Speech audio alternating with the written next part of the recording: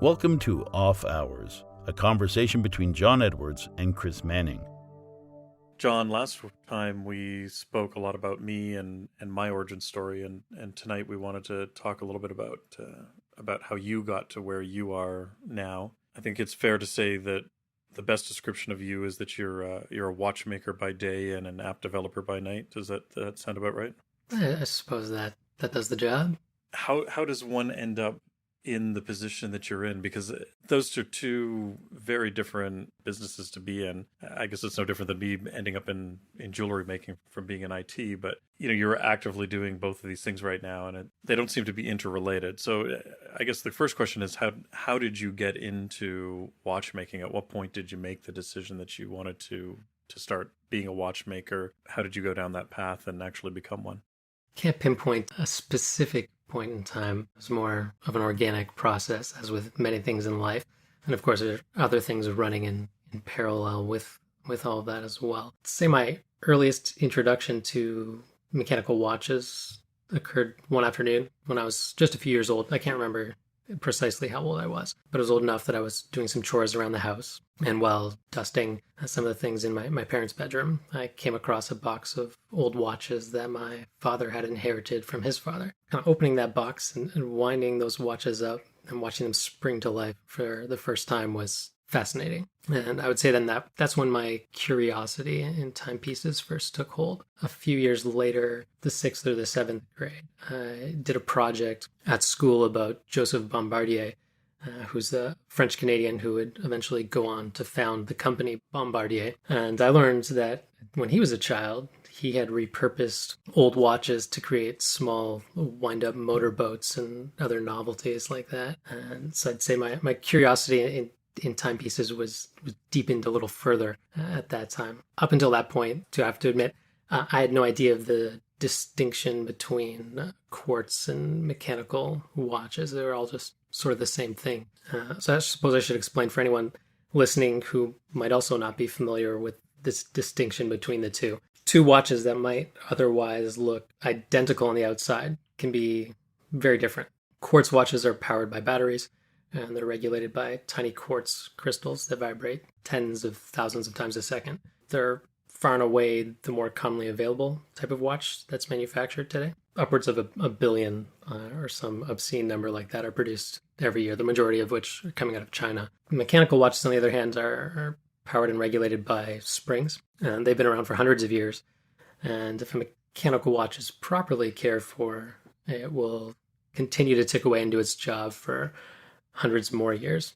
In fact, they're built in such a way that if you were to, say, find an old Rolex or an old Seiko in a landfill, or something even older still, like an English or American-made pocket watch, you could have it brought back to looking and working just like new again by a competent watchmaker.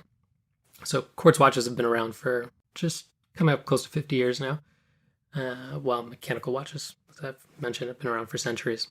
So back to Bombardier, that anecdote about repurposing old watches intrigued me for years. I was just sort of simmering there in the back of my brain. One of the first big purchases I can ever remember making, so I saved up my paper route money and bought myself a Mickey Mouse watch. One day while playing with some other kids, someone stepped on my wrist and smashed the crystal, which is the glass that protects the front of the watch.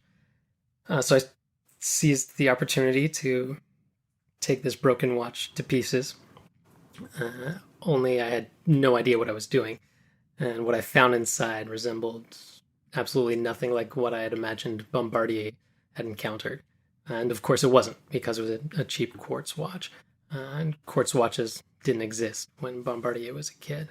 So the wonder of what was ticking away inside a mechanical watch wasn't actually made known to me until I read an article about Patek Philippe's Star Caliber 2000 around the turn of the millennium. And that featured several images showing off the incredible complexity of what was going on under its two dials. It's a big pocket watch. There's a face on the front of the watch and then a giant star chart on the back of the watch with its, I guess you could say it's animated, but it's all clockwork mechanisms that's turning the night sky. And also within the night sky, there's a moon that will wax and wane in that sky as well. And that's just two of the myriad features that this watch happens to have. It'll tell you the time of sunrise and sunset, and it'll chime the time for you like a grandfather clock on these cathedral gongs that are inside the watch. And there's tons of neat little features like that. And all of it just packed into this pocket watch that's powered by springs. And I was just smitten by that. So I was still in high school at this time. And to be honest, my professional ambition at that time was to be a cleanup animator at Disney. So I had a deep admiration for the work of Glenn Keane, who had animated Tarzan and the Beast and Ariel from The Little Mermaid, and the eagle scene in The Rescuers Down Under, which remains one of my favorite scenes in animation. And I guess a bit of overlap between the two of us again here. Something that really impressed me about him was his understanding of the human body and kinematics of it all. So you had studied human kinetics back in university, and I had gone out of my way to take some kinesiology courses and whatnot to try and deepen my understanding of how the human body works for those purposes. Did you do a lot of drawing and art when you were a kid, or how close were you to actually getting into doing animating at that point? Were you doing a lot of drawing, a lot of sketching, that kind of thing at the time? Oh yeah, I've been drawing for as long as I can remember, like 2 or 3 years old, and just all through elementary school and high school. Another thing that drew me to watchmaking is sort of the intersection of science and art that it exudes. And I put that into a bit of perspective. When I was graduating middle school, they gave out these awards, and I received an award for science and an award for art. Art was always it's kind of an integral part of my childhood. I'm still like to draw and paint and whatnot. So that's interesting, because in my case, people always ask me about how artistic I was as a kid, and assuming that because I do, I make art now, that I would have been. Despite wanting to be able to draw well as a kid, I was never very artistic. So I'm always intrigued by people who did that and then don't end up, doing the art that they were training in, because most of the people I knew who were quite artistic like that as a kid, they went on to then paint or illustrate or whatever it was that they were doing. It's still something I do more as a hobby, though. And it's going back to the Disney thing and Glenn Keane and all that. The quick and loose, heavy style in which he and other animators drew keyframes wasn't a skill that I considered myself to be highly proficient at, and neither was the work that the in-betweeners would do to chain the keyframes together. So in animation, you've got these guys who will do the keyframes, another set of artists who will link those all together, and then another set of animators, or the cleanup artists, who go in and fill in the details and make sure everything's seamless across all those frames. So that's what interested me. So more the detailed, nitpicky side of the art, less so the looser initial frames of the animation. So I was interested in making sure every detail was just right and that everything animated smoothly. Now, how far did you get along into starting that career? Like, did you actually start a school program? Like, did you go to college or university for something related to that? I did take some animation courses. Literally, the week that I started putting together my portfolio to apply for the animation program at Sheridan College, just outside of Toronto, which is one of the top animation schools. The artists from there have gone on to work at places like Disney and Pixar and Nickelodeon and all that sort of stuff. Actually, Weta Digital as well, who did pretty much all the visual effects for Lord of the Rings and The Hobbit. Quite a number of students from that program also ended up there. So yeah, the week that I started putting my portfolio together to apply for that program, Disney actually shut down its traditional 2D animation department. So all of a sudden there were dozens, if not hundreds, of animators with 40 plus years experience under their belts without work and on the open market, so to speak. 3D animation was still an option, but I had ruled out 3D animation early on in my pursuits because it didn't appeal to me in quite the same way. I didn't enjoy working in the software as much, and with, let's say, pretty little exception, 3D animation at the time felt like it didn't have the same sort of soul to it that the 2D animation did. And waiting around for renders, even on a render farm, felt soul-sucking compared to the immediate feedback of pencil to paper.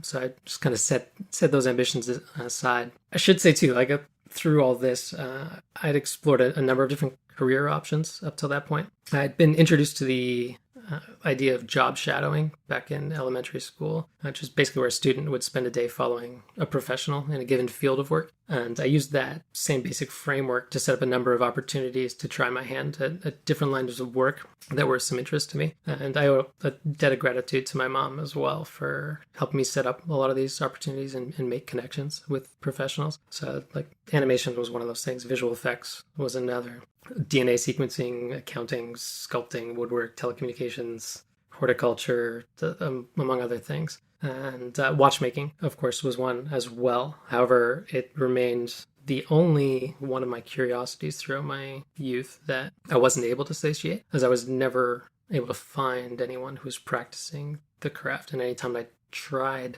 to find someone, I was just ended up at dead ends. There weren't, and there still aren't, very many watchmakers around. And when a jewelry shop, which is the primary place that someone would bring a watch here in Canada, when they found a watchmaker who was good, they guarded that like a closely held secret. And they very rarely would they actually be able to afford to have a watchmaker on site. They would be shipping the work to the watchmaker. Even if I could find a place that said they did watch repair, if I tried to somehow get in touch with their watchmaker, I'd be shut down, which was discouraging. Little did I know at the time, and I'd later come to learn that this whole means of exploring career opportunities is what Clay Christensen, who's the author of The Innovator's Dilemma, advises doing in another one of his books. And it's also what design professors Bill Burnett and Dave Evans, who teach at Stanford, they teach the sort of principles in their life design course at Stanford, which is based on design thinking because it allows you to prototype quickly with minimal sunk cost. So you can actually get a taste for whether you'd really enjoy something or not. So yeah, after a day of sequencing DNA on a lab, I realized, this is cool, but I don't want to do this for 30 years. Needless to say, I didn't end up pursuing a career in animation. Based on my portfolio of graphic and web design work, though I had managed to land an offer for a postgraduate course at Sheridan, because I was planning to apply there anyway. I'll just apply for this other course instead of animation. And that was in interactive multimedia design, which I ended up being accepted to. And the thought of being able to skip my undergraduate studies and fast track into a fairly high-level design career, I found the thought of that kind of tantalizing. But design work didn't feel like work. I could become so engrossed in the work during my summers off through high school that I easily drift into frequently working 16 to 18-hour days and pulling the occasional all-nighter, pulling the occasional series of all-nighters. And the tipping point came for me in my final year of high school, on the heels of 2 back-to-back all-nighters. I happened to fall asleep mid-sentence with a half-eaten donut in my hand while I was sitting and talking with my friends at the Toronto Auto Show, because I had agreed to go to the Toronto Auto Show with them. I had also just stayed up for 2 nights straight. So thankfully I wasn't the one driving. Someone else was driving. But that moment, or very shortly after that for me, I realized something had to change. So the fear of sort of becoming so engrossed or absorbed in my work that I would fail to make quality time for family or friends, I found it somewhat terrifying. So I chose in the end not to take that offer from Sheridan because I wanted a job that didn't involve sitting in front of a computer all day. And that was probably influenced somewhat by the whole 3D versus 2D animation thing as well. I wanted a job that couldn't follow me home on a laptop. In this same window of time, a scholarship offer came up out of the blue from the University of British Columbia. And I ended up spending a year studying in England through UBC. And during my time there, that's when I ended up deciding to pursue a career in watchmaking. Unfortunately, I had no idea who George Daniels was at this time, and he was still alive. So I did not seize the opportunity while I was there because I was just completely ignorant of the fact that he was alive and well there in the UK.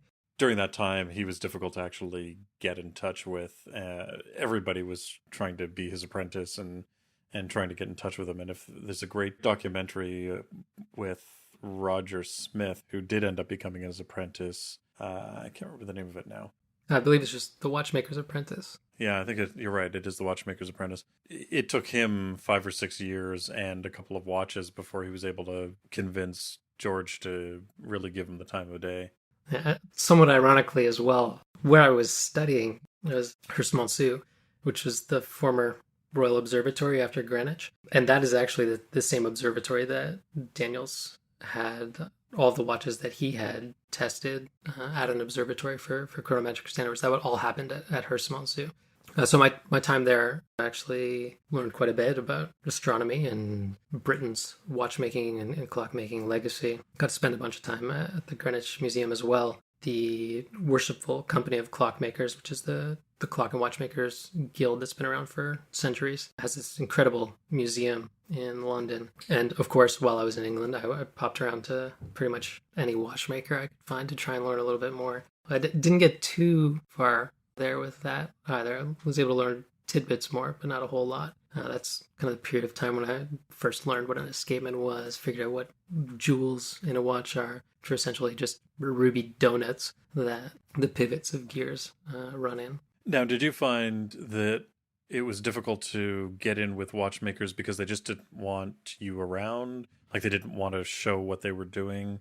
What was the difficulty in finding people who were willing to sort of sit down and show you what they were doing? I'd say the difficulty was finding a watchmaker who thoroughly understood the craft and was like actually a watchmaker.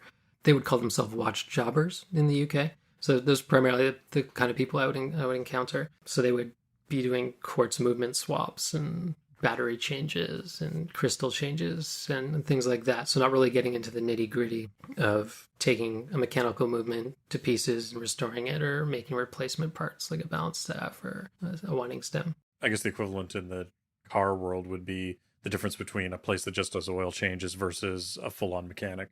That's a good analogy. Like I didn't stumble across the watchmakers who were working at Asprey in Piccadilly Circus, guys like Speak Marin and whatnot. Yeah, I never encountered any watchmakers executing at that level. The same held true when I returned back to Canada, but I was dead set on finding someone to teach me when I arrived back in Canada the following summer.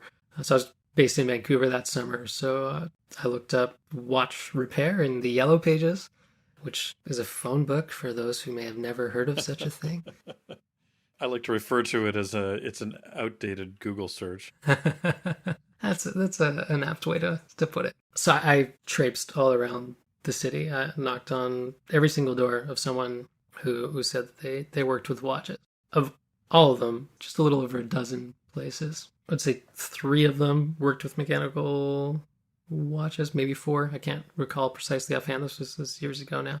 And of them, only one of them was willing to take me on in any sense to sort of show me the ropes. Some of it was space constraints. Some of that is due to the fact that because there's such a disparity of supply and demand for watchmakers, some of them were just swamped in work and didn't have time to sort of coach someone or take on an apprentice or what have you. But anyway, this one fellow who was willing to take me on wanted to charge me a few $100s a week to teach me. Whereas, look, I had been hoping that this would actually be more like a little side job I could do while I was doing my university studies at UBC. So being a student, already getting set to pay tuition for the coming year, didn't really make sense. Like I couldn't come to terms with paying someone a couple $100s a week to teach me, especially when he wanted to start me on quartz pieces. So around that same time, I discovered there was one school left in Canada that still taught the craft of watchmaking. And the tuition there for an entire year was something like $700. I can't remember the precise figure. It was less than $1,000 for the entire year. So it was a no-brainer. Like, rather than pay someone a few $100s a week for just a few hours a week, I could go full-time studies, full set of equipment at my fingertips, instructors who were dedicated just to teaching, not working on their own pieces and kind of teaching me little tidbits here and there. So I decided to take a leap of faith, headed out east from Vancouver, and I found myself at l'École Nationale d'Horlogerie in the middle of Quebec. And that's essentially how I came to begin my career. I really wish that I had known about that when I was younger. If I had known I think we've discussed this a few times, but if I'd known about a program like that in my early 20s, I probably would have gone, and I probably would have taken a very different path to getting to where I am today.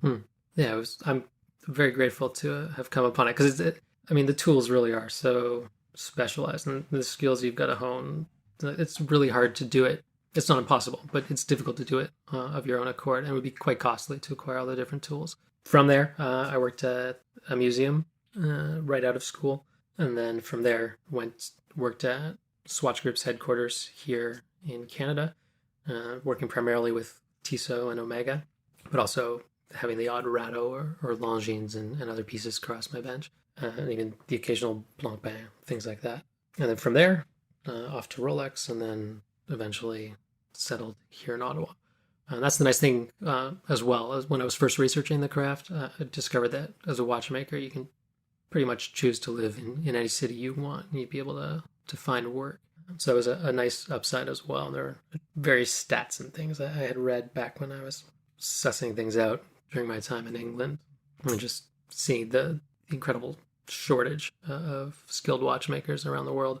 Yeah, I do recommend it. Anyone who's out there who's trying to figure out what they want to do for school, or they know someone who's trying to figure out what they want to do for school, if they're at all mechanically inclined, or they think they might be, looking into becoming a watchmaker is certainly an excellent idea. There's a huge demand for watchmakers. So if you're out there and you're thinking about it, you're thinking about starting a career, and you think it might be something you're interested in, seriously look into it, because it is certainly something that the world is in need of. Yeah, I would agree with that. So, John, over the years, you've mentioned that you lived in Finland for a little while. What got you over there, and tell us a little bit about your experience there. I'm the oldest of 4 kids, and my mom was full-time at home with us for most of my childhood. She worked a little bit here and there as an accountant. Having 4 kids on one income, we didn't travel much for vacations and things like that. So I had this unsatiated travel bug that just sort of stuck with me through my childhood. So I wanted to get out and see the world. So my first opportunity, or at least what I thought was an opportunity, was a summer program at Oxford. And I applied for that, got accepted, and then in filling out the more detailed paperwork, got rejected because I was too young for their cutoff age, which I wish had been made more clear, so I didn't go through all the wasted energy of applying for that. So anyway, the next opportunity that presented itself for me to study abroad was through a local Rotary club in the city I was living in at the time. And through a long series of interviews, the country that I was assigned was Finland, and that was based on where they thought I would be best suited. And it turns out they were quite right. I really enjoyed my time in Finland, made some lifelong friends there, and I just found that the way of life there jives with a lot of what I value as well. I mean, to put it into a bit of perspective, cell phones weren't as popular as they are now. But Nokia is based in Finland, and Finland being a relatively small country, it was actually law that you had to have a cell signal no matter where you were in the country. So I was walking through the forest one afternoon, felt like the middle of nowhere, and all of a sudden I hear this phone ringing. And this fellow I was hiking with pulls this cell phone out of his pocket and answers it and takes a cell phone call, which to me at the time was kind of mind-boggling. And I just really appreciated the balance that the Finnish people have for sort of nature as well as cutting-edge technology. Because back then, Nokia was the cutting-edge cell phone. Like if you wanted a nice cell phone, you got a Nokia. That's not the case anymore. Nokia has gone through a number of rebirths or reimagining of what it is and what it does. I mean, they started with tires and boots and eventually went on to sell cell phones, and who knows what they'll move on to next. And I also really appreciate the detailed nature of most Finnish people. It's very methodical. And then there's this Finnish word, sisu, which there isn't a direct translation for into any other language, but it just essentially means great strength in the face of adversity. And I found that to be quite admirable as well. So I spent the year there in Finland, one of the best school years of my life, because I didn't have a set curriculum. I basically got to pick and choose, and I really admire the Finnish schooling system, which I've come to learn later on after the fact. It's rated among one of the best in the world, but they're very hands-on, very craft oriented. They take really good care of their students. I mean, meals and things are provided. The way they break up the school year is quite unique. But I was able to take courses in woodworking, metalsmithing. I took a knife making course while I was there. In the art department, the art teacher just basically gave me free reign to do whatever I wanted or chose to pursue. Great music courses, language courses, math courses, the works. Picked up a bit of Russian, a bit of German while I was there too. And because there's 5 semesters, at least there was when I was there. I don't know if things have changed, but there are 5 semesters in the school year. They actually have quite a variety of courses you can choose from throughout the course of a year. And so there's quite a lot of change. And you can fast track too. So if you want to specialize in something, you take that course every single semester. And you can really begin to excel and specialize in various fields. Or just take little snippets of anything and everything just to see what interests you. I really enjoyed my time there. And it was just a phenomenal year of schooling. So we've talked a lot so far about the watchmaking side of what you're doing, as well as the artistic background that you have. But on top of those things, you're also an app developer. How did you get into developing software? And, I guess we'll talk a bit about what you do. Like, you're developing a couple of iOS apps specifically for the watch industry. And is that where you started? Have you developed on other platforms? Tell us a bit about that. In terms of programming, my first encounter with a computer was when my dad brought home an old XT that had been decommissioned from work. Don't remember exactly how old I was, but it was in the single digits. And it had an amber monochrome display, literal floppy disks. The hard drive was also in the single digits of megabytes. And I remember it had 128 kilobytes of RAM as well. And I can remember that because I can still distinctly remember the sound of the RAM counting up every time I rebooted the computer. There's some games on it, but they primarily consisted of moving ASCII art around on the screen. So within a few weeks, I'd beaten all the games on the machine multiple times. I didn't have a modem, so it wasn't connected to the internet, so I just would poke around and experiment on it. So my first introduction to actual programming, I would say, came about experimenting with batch files to automate tasks on the command line and create rudimentary user interfaces using essentially overly complex echo statements. And as I grew older, I continued to learn more sophisticated languages, primarily to solve problems or save time doing repetitive tasks or to perform the occasional game mod, just effectively to get the computer to do something that I wanted it to do. Eventually we got a 2400 baud modem, still not connected to the World Wide Web, but I could delve into the occasional BBS, bulletin board system that I discover or learn about. Spent a ridiculous amount of time on the local library's dial-up connection, just looking at their catalog, which was novel to me. I spent tons of time in the library as a kid. Anytime I had a problem or something I wanted to learn, I would just pick up the most suitable language to achieve that. So whether that was dabbling in some HTML, starting with tables and whatnot, eventually getting to cascading style sheets and dynamic HTML, and then Flash came along. I did quite a bit of ActionScript in Flash and developed some different things doing that. And interestingly, Flash has officially received its death blow.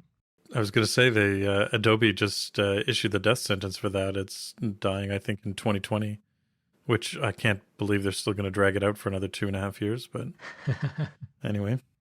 Well, I think essentially what happened with Flash is that it was so powerful compared to what you could do in terms of what it could access down in the hardware, that there was really no other way when it first came out to do the similar things, just using JavaScript or HTML and all that, or Java even to some extent. So you could access the camera, microphone, you could do all sorts of nifty things, but that became a vector for exploitation. Well, that, and it was horribly inefficient. It was one of those things that so many people started relying on it for their website, and they were taking advantage of the fact that people were getting more and more memory in their machines. But with the advent of so much mobile browsing, there was no way those mobile devices at the time were going to be able to support Flash effectively, and people had built these websites on it, and it was just never going to support the phones and be a good user experience. And by that point, there were so many better technologies out. So yeah, I'm not sad that Apple effectively decided to kill it off by not supporting it at all on iOS. I think that was one of the better things that's happened to the web in the last 10 years. Mm-hmm. Yeah, Steve Jobs' letter on Flash back in 2010 was, I'd say, the first blow. Yeah, I've learned other languages, PHP and whatnot, to do some server-side scripting and JavaScript when needed. I learned some C++, Java itself, a bit of C programming. I even did a little bit of machine-level coding in Hex. So I guess really a lot of the programming is self-taught and designed or taught to yourself as a way to solve the various problems that you were coming into. Mm-hmm. Yeah, all self-taught. Any courses I took in school, I would generally wind up frustrated and just kind of do my own thing in the class and move ahead. So when did you start developing for iOS? Essentially as soon as I could. I still had a Power PC when the SDK was first announced, so I couldn't dive in right away. Bought myself an Intel-based Mac as soon as I could, and then from there just started tinkering and working away at it. I'd say I learned quite a bit from CS193P, which was a Stanford course that was taught by two Apple engineers. Phenomenal job teaching the course and sort of teaching you the ropes. So that was, I'd say, what sort of rocketed my learning. I ended up, my first app relied actually quite a bit on Objective-C++, sort of bridging Objective-C and C++, because I was doing some lower level audio processing that just was not as simple to do on the older iOS, back then iPhone OS, as it is to do now with a lot of the more native things that are available to us for digital signal processing to analyze the ticking of a watch. So your first applications that you were developing then were for your watchmaking then? Yeah, when the iPhone first came out, I mean, myself, like so many other people, had all sorts of ideas for things you'd love to see on that display. Because you effectively had a piece of glass that you could put anything you wanted onto, anything you could dream up, and you had the ability to interact with it directly. Interesting crossover there as well. When I was in Finland, they released their first, I don't know if it was the first camera phone, but they released a camera phone that was essentially all screen and had this keyboard that would slide out. And when I first saw that, it was like 2002, 2003. I was like, you know what? Someday I would love a phone that is just all screen like that and just give me a software keyboard. And then lo and behold, a few years later, Apple delivered. So I had dozens of ideas of what I wanted to see on it. But one of the things was having a timing machine. There were things you could do where you could have a computer hooked up to a watch and be able to do some timing that way. And there's dedicated equipment to it that's professional grade. The iPhone was announced before I graduated from watchmaking school. And then the SDK came out within the first year that I was working. And so it wasn't really within my means to be able to buy a dedicated piece of hardware to time watches on. I knew what it would take to time a watch and how that would need to be analyzed in terms of interpreting the audio. So I just kind of dreamed a little something up. And to be honest, what I had dreamed up, I still haven't fully executed on. Still got plenty of little point notes for areas I would like to improve and work on that. But the nice thing about it is popping a phone up on my watchmaking bench at home, as opposed to having a full-out computer beside me, was just a much nicer user experience. Yeah, but you do say, so you say that you still have things to work on in that to realize that application. But having said that, you do still have a perfectly functioning app available in the App Store right now, correct? For rate analysis. There's all sorts of other things that you can analyze about the ticking of a timepiece and all sorts of, there's a lot more that could be done that I'd like to do, but haven't gotten around to yet. I mean, part of my reasoning for developing at that time too was I was going to get into the weeds here a little bit, by dynamically poising mechanical watches. So trying to get the rate as close to zero as possible while making modifications to the balance wheel while it's actually running in the watch. So analyzing that, and the timing machines I had access to, the dedicated professional grade stuff, was only good to within an accuracy of a single second. And some of the adjustments I was doing, I wanted sub-second level analysis. So that's one of the features that I made one of my primary goals for that initial app, was to have sub-second accuracy once you're within 10 seconds. And using that, I was able to get a number of watches regulated incredibly well.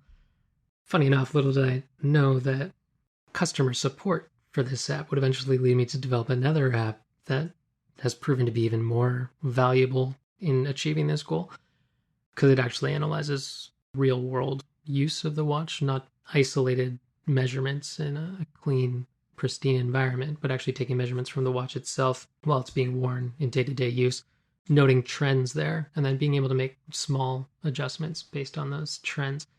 I've been able to get a little over a dozen watches now to essentially keep perfect time. So a mechanical watch that is almost on every single reading at 0.0 seconds a day of deviation. You might get the occasional 0.1 or 0.2 seconds per day, but they are more or less, for the person who's wearing them, tuned to their daily wearing habits. My second app uses the camera rather than the mic to analyze the rate. And for people who are interested, the two apps are Kello and Twixt. That's correct, yeah. And Kello is actually the Finnish word for clock. My play there was just on the sort of master clocks that a lot of watchmakers would have used back in the day for timing watches. So before the advent of timing machines, you would have one incredibly well-regulated clock, sometimes kept in a vacuum-sealed chamber that would be running in the workshop, and that's what they would time all their watches by. So you'd make an adjustment, set the watch aside for a day, and compare it to the master clock the following day, and then make another adjustment as needed. So it's quite a tedious and long process. But using timing machines, you can make similar adjustments in a matter of minutes rather than days, because you're able to extrapolate out over time how the watch is going to perform. You say that there's a lot of features that you're still interested in implementing into these applications, and I'm sure we'll go into a lot more depth in this in the future. Anything you want to talk about that you're sort of working on now, the problems that you're trying to solve right now? Without going into too much detail, because I wouldn't want to pre-announce anything or bite off more than I can chew. Been dabbling in some machine learning and computer vision, primarily on the computer vision side of things, for Twixt over the last year and a half or so. I've been making some interesting progress there that just makes it more of a joy to use. It just takes care of some of the tedium right now of having to register the positions of various dial elements when you take a snapshot. So the way Twixt essentially works is it's tied to NTP servers, which serve up precise time from atomic time sources. And the instant that you take a photo of the dial of a watch or clock, it registers that alongside the current precise time. And then over time, by tracking the movement of the hands, which are input and confirmed by the person using the app, it's able to measure the deviation over time. So I've been making some good progress getting the app to automatically register the various components of the dial. So it's just quicker to input. Then eventually would like to get to the point where it can just, single tap and takes care of everything for you. There's some minimal oversight. Well, good. I know I've used it a little bit on a few of my own watches, and you were talking earlier about a master clock. I'm in the process of starting a chronometer for my own shop and building one so that I've got an accurate timepiece to sort of work from, more as a tradition than anything else, since, as you say, modern timekeeping uses, NTP servers and atomic clocks that are far more accurate than these mechanical ones. But I know Twixt is certainly something that I've used, so I look forward to chatting a little bit more about that. All right. Well, thanks very much for your introduction into your backstory, Jon. I know that we'll be discussing a lot of these things more in the future, and digging deeper into some of the application programming as well as some of the watchmaking. So we'll leave that for another episode, though. All right. Well, it's been nice chatting some more, Chris.